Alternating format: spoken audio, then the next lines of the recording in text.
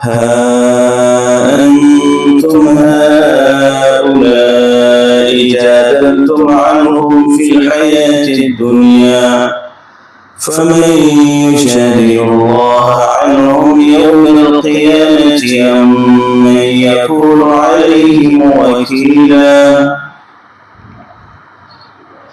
اس سورہ نساء کی آیت نمبر 109 ہے۔ اس آیت میں اللہ تبارک و تعالی نے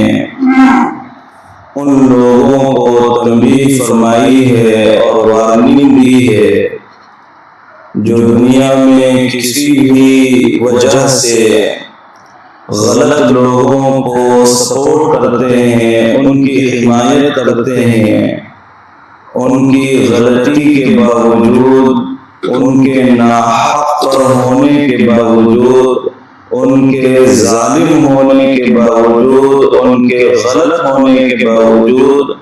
ان کے حمایتی رہتے ہیں۔ اللہ تبارک و تعالی نے اس آیت کے اندر ان سے یہ فرمایا ہے کہ دنیا کی زندگی میں کسی بھی طرح سے اپنی کسی بھی صلاحیت کو استعمال کر کے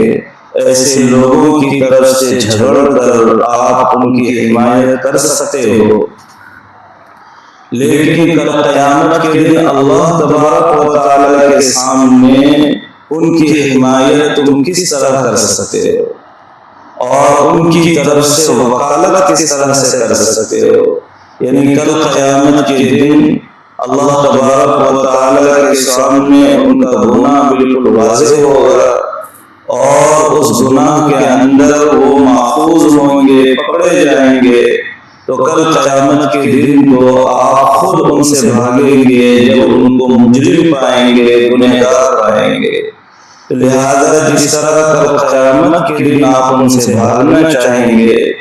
دنیا میں بھی ایسے لوگوں کی حمایت نہ کریں، ایسے لوگوں کو سپورٹ نہ کریں۔